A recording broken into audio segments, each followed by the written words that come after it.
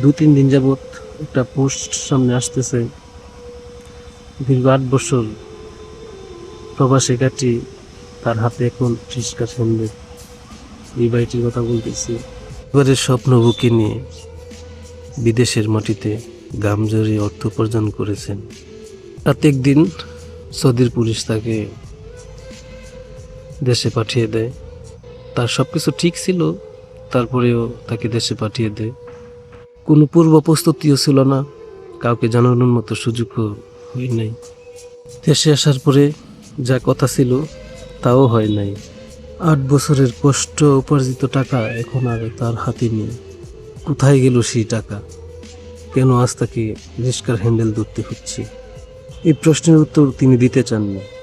শুধু এটা বলেছেন, বিষয়টা পারিবারিক। আত্মসম্মানের কথা চিন্তা করে তিনি মুখ খোলেননি, কিন্তু তার চোখের ভাষা, কণ্ঠের কম্পন সবকিছু বলে দিয়েছে যা তিনি মুখে বলেননি।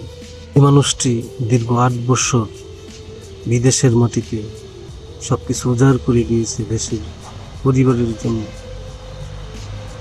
সেই মানুষটি আজ রিক্সা চালাচ্ছে ঢাকা শহরে।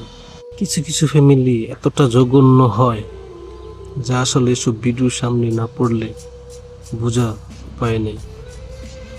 যারা প্রবাস আছেন, যারা প্রবাস থেকে দেশে আসছেন, এই কষ্টটা শুধু তারাই বুঝবে একমাত্র।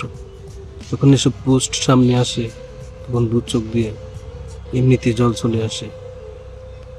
ধিক্কার জানায় সেসব ফ্যামিলির, যারা দেশে বসে শুধু টাকা টাকা টাকা করে, কিন্তু দেশে আসার পরে সেই মানুষটার মূল্য থাকে না।